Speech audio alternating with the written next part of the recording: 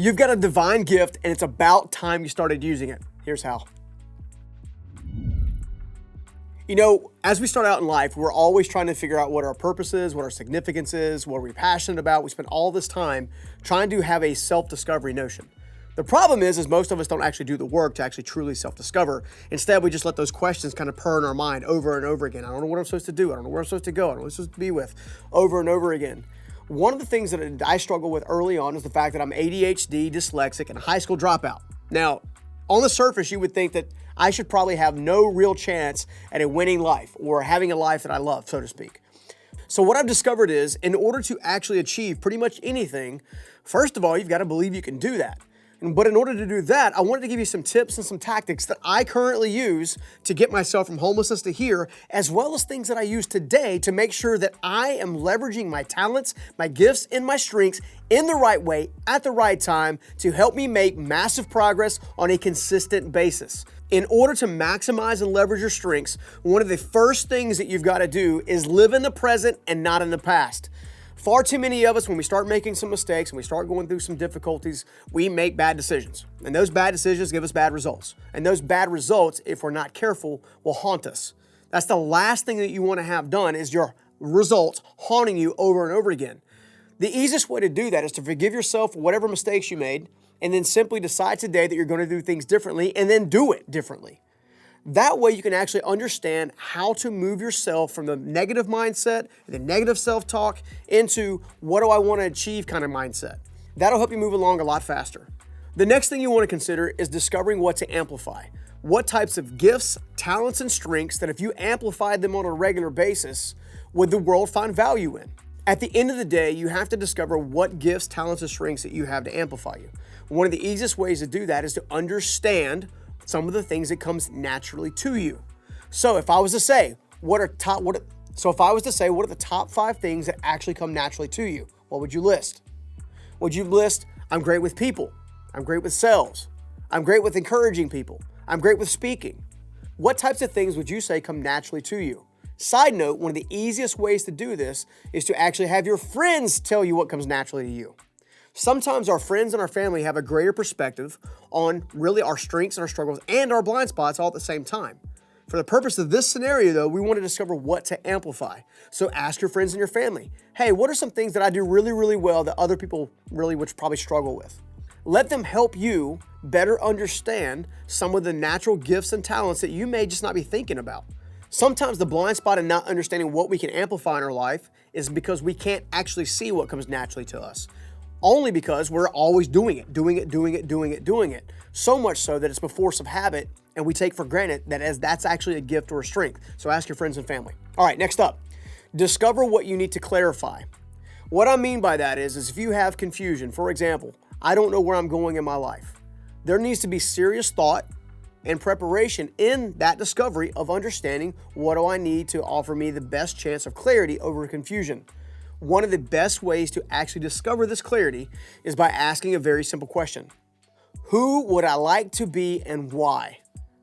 So many times people refuse to sit down with a pen and a pad or an iPad or an iPhone and just ask that question and sit there for 20 to 30 minutes and actually let that question sit inside their spirit so they can actually understand who it is they really want to be.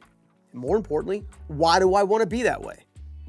If those two things don't actually match, in other words, I want to be a rock and roll star, and your why is so other people look at me, well, that's probably not a good match. But if you say, I want to be a rock and roll star and I'm naturally gifted at creating amazing music, then that might be a good match. It's just an idea to help you understand some of the areas that you might need clarity in. If you find yourself confused about something, that means you need more knowledge and more information to give you more options that then allow you to get clarity in the direction you need to go. The next thing we got to focus on is understanding what we need to remove and replace. What I mean by that specifically are what are your current distractions? Ask yourself about people, places, and things, what I refer to as the nouns of life. What type of people are distracting you? What type of places are distracting you? In other words, events, experiences, and or what types of things distract you? I used to love to play video games until the wee hours of the morning. Well, guess what? That impeded my progress and making me successful. What did I decide to do? Eliminate that distraction. Not entirely, but mostly so I could actually make sure I was making more progress in every single day. And you've got to do the same thing. So what are some of the current distractions? And when you identify what those distractions are, it tells you what you have to remove and replace. So basically remove the distraction and replace it with focus. Remove the distraction and replace it with progress. Another potential thing that you might have to remove and replace are the types of relationships that could be holding you back. So some of those relationships, I would ask this question: who does not believe in me? And granted, some of those people might be in your family. That's okay. They normally are in your family, to be honest with you. Why? Because they're so close to you. There's an old scripture in the Bible that says, a prophet is not known in his own town, which means a prophet who's gifted in a certain level is always ignored by the people he lives in a town with. It's the same thing with your house. By understanding that many of the relationships that you most encircle yourself with likely have this element of not believing you can achieve something special, don't need to have the priority in your life. Doesn't mean you need to cut them off entirely, but you do need to take the time to understand whether or not they bring actual value in the direction that you're going. And if they don't, you remove them, at least the majority of the time you spend with them, and replace them with maybe someone like a coach or a mentor that can help you move along. Before we go on to the next one, do me a favor, like, subscribe, comment, hit that bell for me to make sure you never miss a video that can actually help you change your life. All right, let's get back to the list. The next thing you got to focus on with a lot of attention is your top 5 passions. And the reason you got to focus there is because inside of every one of those passions could be hidden your purpose. In fact, some of the questions you need to ask yourself are, things that I would do for free, what are they? What are things that you would do for free? What are things that you find yourself doing with your own free time by choice on a regular basis? Sometimes by asking questions just like that, it'll help you understand what your top 5 passions are. Also, you can simply just ask yourself, what are the top 5 things that I'm most passionate about? After you do that, you can look at those 5 passions and look and see if there's any patterns. Do any of them talk? For example, one time I was working with a young man who was really good at sales. He was really good with people, and he liked real estate a lot. So guess what? He ended up in a professional career as a real estate agent and became one of the best in the state.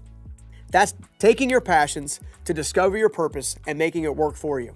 All right, the next one we got to pay close attention to is know your marketplace. Now, I did a whiteboard video not long ago called the 9 mission-driven marketplaces. I want to make sure you take the time to look at that video. I'll make sure I link it in the description below.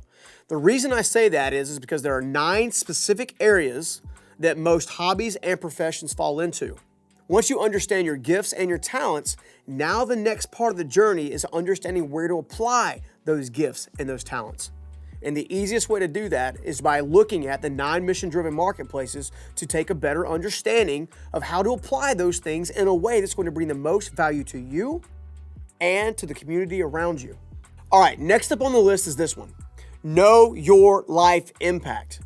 Here's what I mean by that. Most people think about their life from day to day to day, not realizing that the clearest way to make sure you have a life that matters, where you leverage your gifts, your talents, and your strength to maximize amazing results is actually by defining where you want your life to end. Now, I'm not being morbid. What I'm trying to help you understand is by understanding where you want your life to end up, it's easier to work backwards to chart a course forward. What I mean by that is this. I use an epitaph statement to help me understand what it is I want my life to mean at the end of the journey. And here's what I mean. My epitaph statement is, here lies an amazing husband and father who also set out to change the world and did. My ultimate goal was to make such an impact that people can stand on that impact for years and years and years to come. Maybe I'll get there with your help. Every one of us has a life impact we're trying to make with a specific purpose behind it. And your life impact may shift and change a little bit. You know, when I started my construction businesses, I wanted to build a successful construction company. It wasn't until after I had a lot of understanding and a lot of things happen in life that I got to the place I'm in now, where all I want to do is serve people at a very deep level, at scale. That's how you actually shape up some of your life impact. So, you may not be the same as when you actually finish your life, but at least it gives you directions on where to go and how to get there. In fact, Les Brown once said, "The graveyard is the richest place on the earth because it is here that you find all the hopes, all the dreams that were never fulfilled. The books that were never written, the songs that were never sung, the inventions that were never shared or created, the cures that were never discovered, all because someone was too afraid to take the first step." Don't let that be you, because you have amazing gifts and talents and strengths that the world needs to see. Now, if you enjoyed that specific video, you're really gonna like this video right here, so make sure you check it out. That's not the time to go out and buy a bunch of stuff and like over leverage yourself. That's the time to actually take a lot of that cash off the table and put it in the emergency fund, whether it be your personal one or your business one.